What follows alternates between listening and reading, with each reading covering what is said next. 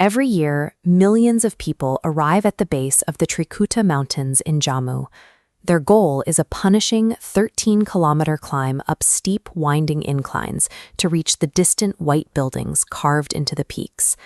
The trail is packed with people of all ages and backgrounds, yet they are all pushed forward by an invisible energy, united by a single, constant chant echoing off the walls, Jai Mata Di. The physical toll of this ascent is immense. For the elderly and frail, surviving the steep gradient means relying entirely on porters and traditional wooden palanquins to carry them inch by inch. It raises an obvious question. With modern engineering, a road could easily bypass the steepest sections. Why do millions insist on enduring this exact, exhausting path? Because this path is a literal geographic map, recording every turn and landmark of a millennia-old cosmic chase. According to the sacred texts, thousands of years ago, evil forces began overrunning the earth. In response, 3 supreme goddesses, Mahakali, Mahalakshmi, and Mahasaraswati, combined their distinct powers. They formed a single brilliant spark of divine light, born into the world as a young girl named Vaishnavi. Lord Vishnu commanded the young avatar to remain on earth in human form. Her directive was clear: protect the righteous, heal the sick, and guide humanity toward truth. Her growing miracles soon attracted the attention of Bhairon Nath. He was a master tantric wielding immense occult power, but his spiritual strength was heavily corrupted by his own pride. Hearing of this divine yogini, his curiosity quickly mutated into a dangerous obsession. When Bhairon Nath began aggressively pursuing her, Vaishnavi refused to strike back. Instead, she turned away and walked straight into the treacherous, rocky forests of the Trikuta mountains. She possessed the power to destroy him instantly.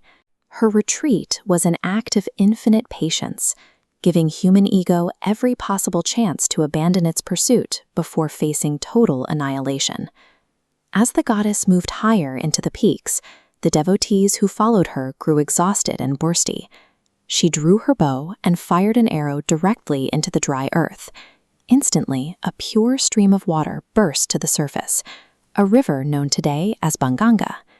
Continuing the climb, she stopped briefly to see if her pursuer had finally given up. The exact spot where her feet touched the stone became permanently marked. Today, pilgrims gather around this sacred rock, known as Charan Paduka, to wash those divine footprints. With Bhairon Nath still closing in, Vaishnavi slipped through a narrow opening deep inside the mountain wall. She remained hidden inside this tight crevice, meditating continuously for 9 months. This cave, Ardh Kuwari, mimics the enclosed space of a mother's womb. Pilgrims today drop to their knees and crawl through its narrow passages, a physical act meant to simulate their own spiritual rebirth and the shedding of past mistakes.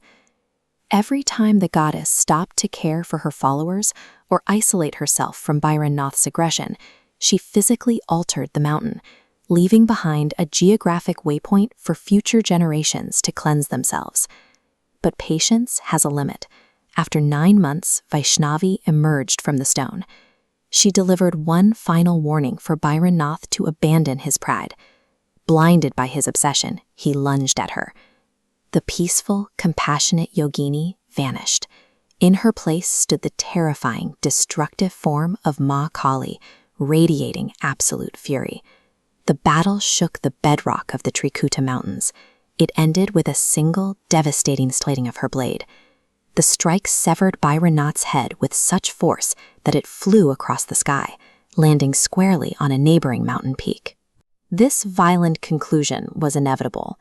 It shows exactly what happens when unchecked human pride finally collides with the hard, absolute boundaries of the divine. Yet the moment his head separated from his body, the tantric's blinding ego evaporated. Recognizing his fatal mistake, Bhairon Nath pleaded for forgiveness. The fury of Maa Kali subsided. The goddess looked at her fallen pursuer and smiled, granting him absolute forgiveness. She even elevated his status, declaring a strict rule that remains in place today. No devotee's 13-kilometer climb is considered complete unless they push even higher to pray at the temple built where Bhairon Nath's head fell. The true strength of the Divine Mother lies in her compassion. Her greatest power is her limitless capacity to forgive the moment a person chooses to surrender their ego. Her earthly mission complete, Maa Vaishno Devi retreated into a final sacred cave at the summit. There she shed her human body forever. Instead of flesh and bone, she manifested into 3 natural, formless stones known as the Pindis. They stand side by side inside the dark cave, eternally radiating power, wealth, and wisdom. And this is the ultimate destination. Millions gather here, day and night, waiting in the dark to catch a glimpse of these sacred stones. When pilgrims conquer the Trikuta mountains today, they trace a map of endurance, proving that deep devotion will always outlast human ego. As the ancient saying goes, when Maa Vaishno Devi calls, no one can stop the journey.